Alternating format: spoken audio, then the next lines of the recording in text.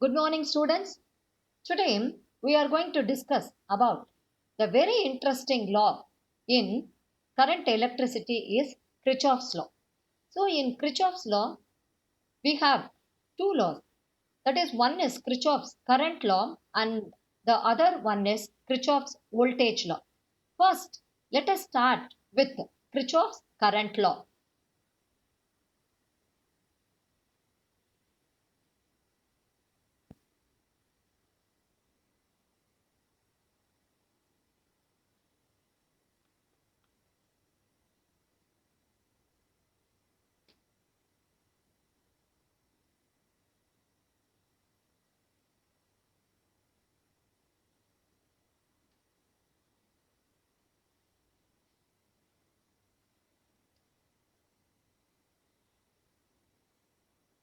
So here we are going to discuss about Kirchhoff's current law. First, let us see what this Kirchhoff's current law states. Then we will see the sign convention. Then we will apply this.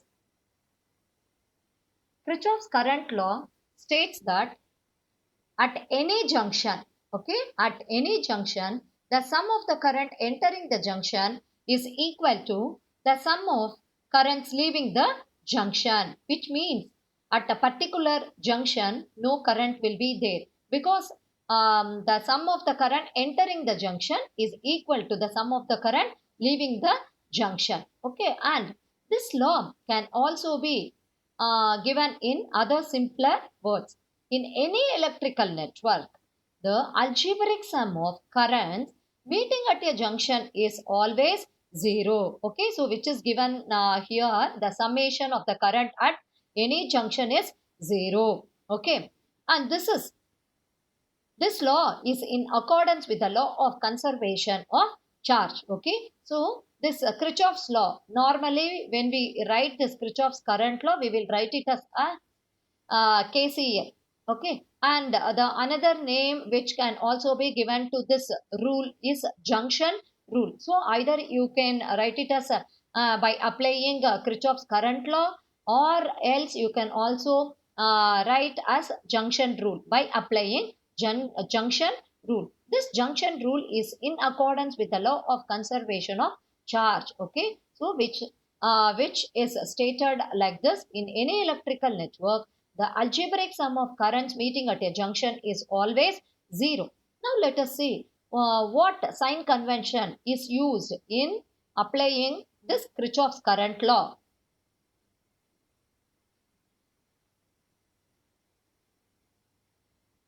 So here is the sign convention. Okay, the current directed towards the junction. The current directed towards the junction. The current directed towards the junction are taken as positive, while those directed away from the junction are taken as negative.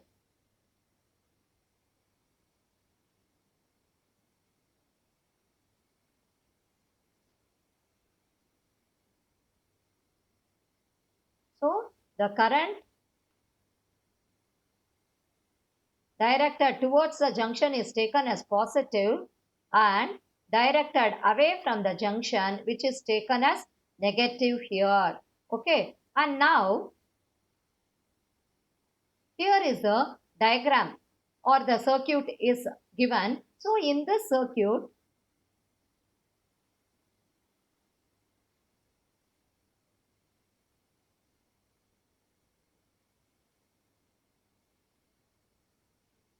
so the current I1 is entering and I2, which is also entering, and I3 is leaving, then I4 is also leaving, I5 is also leaving. So we have seen that the current entering will be taken as positive and leaving, which will be taken as negative. So by applying Kirchhoff's law to or junction rule to this junction O, we can write it as I1 plus I2 minus I3 minus I4 minus I5 is equal to 0, and this can also be rewritten as I1 plus I2 is equal to I3 plus I4 plus I5. Okay. So this is the sign convention for junction rule.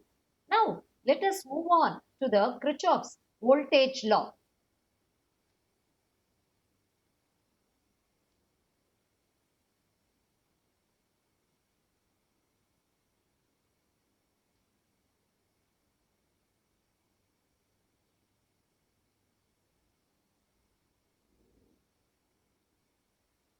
So this Kirchhoff's voltage law states that the algebraic sum of changes, okay, the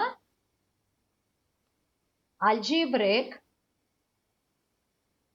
sum of changes in potential, algebraic sum of changes in potential around potential, this is very important, around any closed loop, okay, any closed loop involving resistors, involving resistors and cells in the loop is, in the loop is 0. Okay. So this is very important. What this Kirchhoff's voltage law states that the algebraic sum of changes in potential around any closed loop involving resistors and cells in the loop is 0. Or this can also be given in other words. What is given here? Then algebraic sum of, the algebraic sum of all potentials, algebraic sum of all the potential drops, okay, all the potential drops and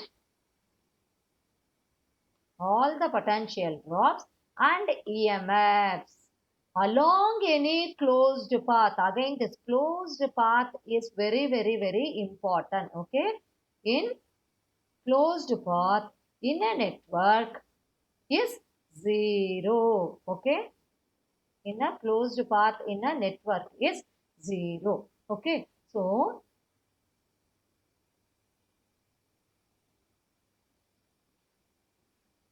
this is the very simple statement. The algebraic sum of all the potential drops. Potential drops is nothing but what? How will you calculate the potential drop? That is V is equal to IR. That is the product of current and resistance. And EMF. That is EMF of the cell along any closed path in a network is 0. So we can also write this as summation E is equal to summation IR. Okay. And this law is in accordance with conservation of energy. And I told you that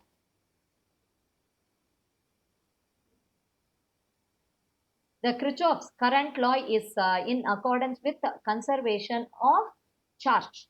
But Kirchhoff's voltage law is in accordance with conservation of energy. Okay. Now let us move on to the sign convention which we are going to use in Kirchhoff's voltage law.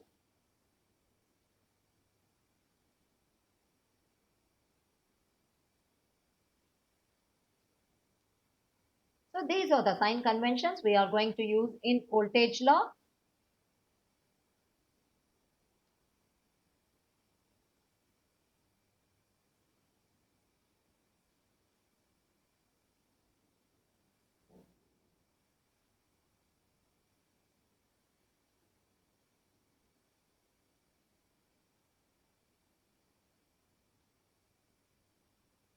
So the potential falls, potential falls along the direction of the current. The potential falls along the direction of, along the direction of current in a current path. Okay. And it rises.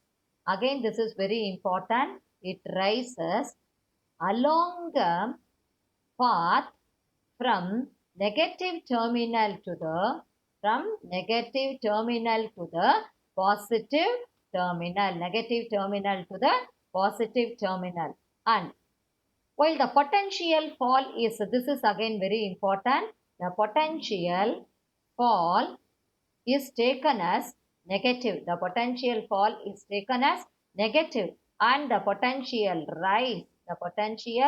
rise is taken as positive. Potential rise is taken as positive. Okay. Now let's see how we are going to take the signs, that is for potential. Okay. Whether it is positive or negative, we'll see now.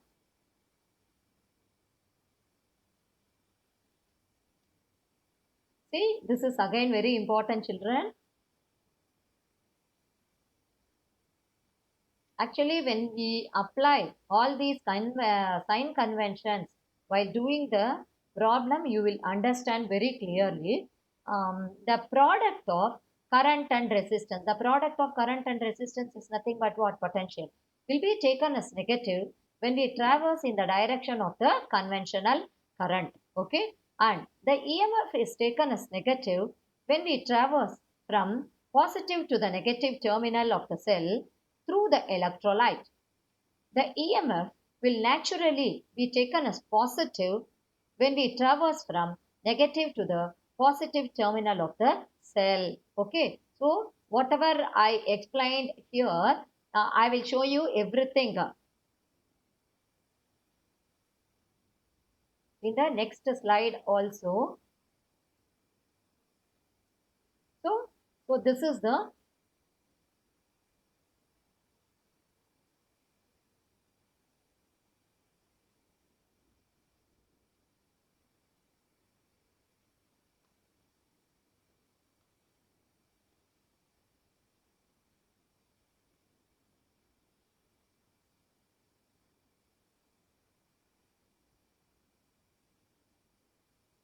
yes. So here sign conventions for EMF and sign conventions for resistors are given.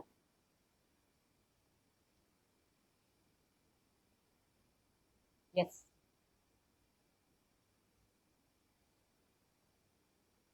So for sign convention for EMF, so here plus E, that is travel direction from negative to positive. Actually, what is the direction here? This is the direction of the current. Okay. And here it is from negative to positive cell. So which is taken as plus. Okay. And here again travel, that is minus E, travel direction is from plus to minus. Okay. So here it is from negative to positive, means you have to take. Okay. So in the diagram, if it is from negative to positive, then which will be taken as plus E. If it is from positive to negative, then we have to take a minus E. Okay, so keep it in mind that when you apply the sign convention for EMF in any electrical network, that is whenever you have a cell. Okay, how can you write the EMF? EMF will be taken as E, but which is very important here, whether it is plus or minus. Okay, so when a travel direction is from negative to positive, means which will be taken as plus E. When it is from positive to negative, then it will be taken as minus E. Okay. Then similarly, sign conventions for resistors. Okay. So actually, look at the direction of the current here. The direction of the current is in this direction. But this potential, that is IR, which is traveling in the opposite direction, then it will be taken as plus. So here, this is the direction of the current and this is the direction of the potential, then which will be taken as negative. Okay, so these are the sign conventions. We are going to apply this junction rule and loop rule, or Kirchhoff's current law and voltage law in the very important application in a very important network is Wheatstone network, which is also called as Wheatstone bridge. Okay, so based on the Wheatstone network, we have other applications also. The most important application of the Wheatstone bridge is meter bridge. Okay, so This topic is actually very, very important and also interesting. You can also think logically to apply all these sign conventions, that is current law and voltage law sign conventions, in order to solve any complicated network. Let's move on to that topic now.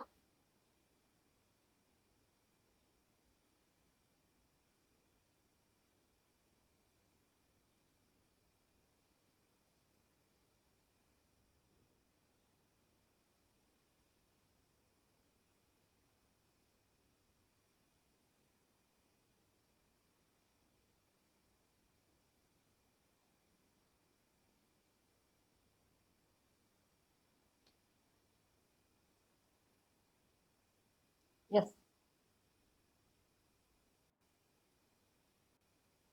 So I told you that we are going to apply this Kirchhoff's junction rule and loop rule in Wheatstone bridge. Okay. So here we have Wheatstone bridge. In this Wheatstone bridge,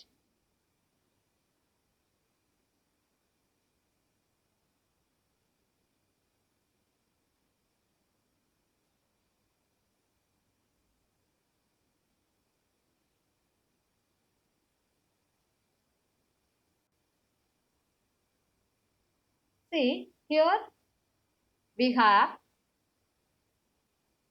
that is A and B, and how many resistors are connected here, children? 4 resistors are connected, right? So R1, R2, R3, R4 are the 4 resistors are connected in a network. Okay, and the current through all the 4 resistors are taken as I1, I2, I3 and I4. Okay, and the terminals A and C are connected to positive and negative of the cell. Okay, A is connected to positive terminal of the battery and C is connected to the negative terminal of the battery. Okay, and so here in this path, that is the current is flowing, that is from positive to A, then A to R1, then R3, then C, again it comes to the negative terminal, and again from A to R2, R4. Okay, so this is the direction which is given here, and here we can also call these two terminals, that is A and C, or battery arm. A and C is battery arm, and similarly B and D, we have connected B and D terminals to the galvanometer. So this is the galvanometer arm. Okay, so now we are going to see the very important condition in Wheatstone bridge is Wheatstone balanced condition. Okay, what is this balanced condition? I'll explain to you now. See, actually the current is flowing through all the 4 resistors, that is R1, R2, R3 and R4. And even the current which is also flowing through the galvanometer. Okay, so the galvanometer current will be taken as IG. Galvanometer current is taken as IG. But for our special interest, we are going to make this Ig will be 0. So it is very easy for us to attain this balanced condition. Let's see now how can we get this balanced condition. So here it is very simple, children. We are going to apply both junction rule as well as loop rule. Okay. So first I am going to apply the in order to attain this balanced condition, I am going to consider the two junctions here. One is a junction B and another one is a junction D. Okay, so we are going to apply junction rule is applied to junction rule is applied to the junction B and D. Okay, so when you apply junction rule to the junction B, so I told you that the current entering the junction will be taken as positive and current leaving will be taken as negative. So can we write it as I2 is positive and I4 is negative. So I2 minus I4 is equal to 0, and this can be written as I2 is equal to I4 So this is very important for this junction. So what law we applied here? We applied Kirchhoff's current law. Okay. And now let us go to the another junction, which is D. Okay. Now look at this here. Again, we are going to apply the same law here also. So which is positive and which one will become negative? I1. So we can write it as I1 is entering. So I1 is entering, which is taken as positive, and I3 is leaving, which will be taken as negative. So I1 minus I3 is equal to 0, or we can write I1 is equal to I3.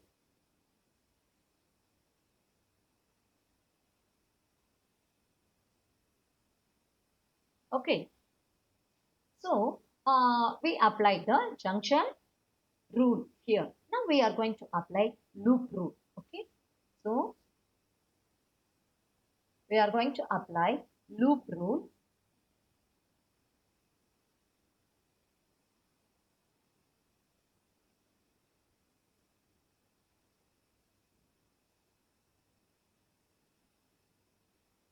So apply loop rule. So first let us take, we are going to apply the loop rule to the loop ADBA. Okay. So consider ADBA. Okay. ADBA. This is the loop we are going to assume. Okay. A, B. Okay. So what is this I1? That is I1 R1. So I told you that this is the direction of the current. So here we are going to take the potential. So potential is I1 R1. If the potential is along the direction of the current, then we will take the sign convention. When you apply the sign convention, which will be negative. So minus I1 R1. Okay, minus I1 R1. Then dB. dB, what is this dB? In dB, what the current, that is IGB, the current which will be taken as 0. Okay, because no current is flowing here, because already we assumed that it is 0. Okay, so now dA. Okay, so actually the direction of the current is along this direction, but we are going to take the potential in the reverse direction, so we can take it as positive. So plus I2 R2 is equal to 0. So now we are going to write as I1 R1 is equal to I2 R2. Okay, this can also be written as I1 by I2 is equal to R2 by R1. So this is very important here, children. So I1 by I2 is equal to R2 by R1. Okay. So now we are going to take, you can also take this. This is your equation number 1. Okay. So now let us apply the loop rule to the loop. Loop will be applied to the another loop, CBD. Okay. CBDC. Okay. So here we are going to apply. Okay. So again, you apply the sign conventions here. CB. Okay. CB. Okay. So the direction of the current is like this. But we are going to take from C to B. So whether it is positive or negative, you tell me. It is, of course, it is positive only because it is in opposite direction. So I'll write here, children.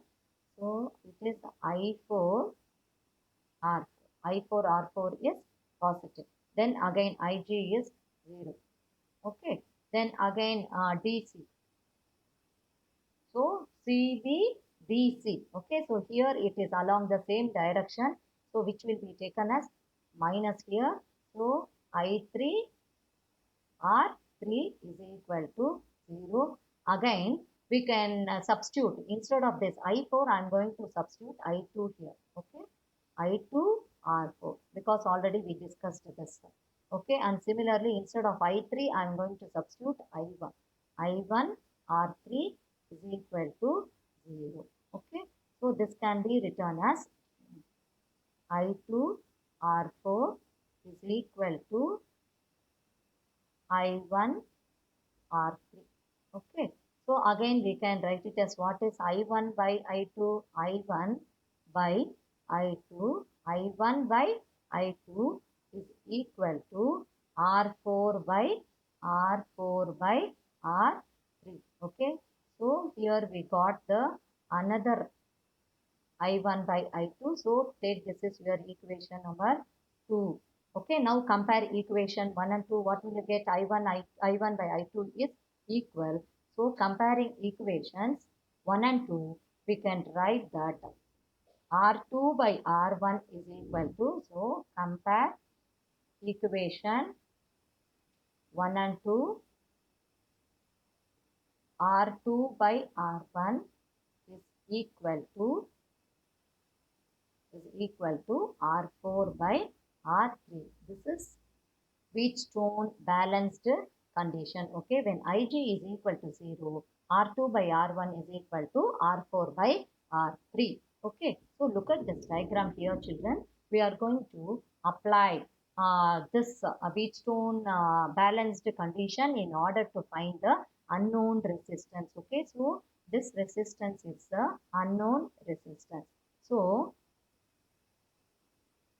by fixing R1 and R2, and when you change this R3, okay, so when you keeping this R1 R2 fixed, and by changing this R3 we can find what is R4. So this Wheatstone balanced condition is used to determine the unknown resistance very accurately, since we are using this galvanometer here, because a galvanometer is a very sensitive instrument. Okay, so that formula, and it is very easy for us to achieve this balance condition also. So R4 is equal to, so R4 is the unknown resistance, R3 into R2 by R1. Okay, so this formula is used to find the unknown resistance. Okay, okay. Tomorrow we are going to discuss about how this Wheatstone balanced condition is used to determine the unknown resistance by using the very important special instrument called as meter bridge. Hope you all of you enjoyed this class. Okay, thank you, students.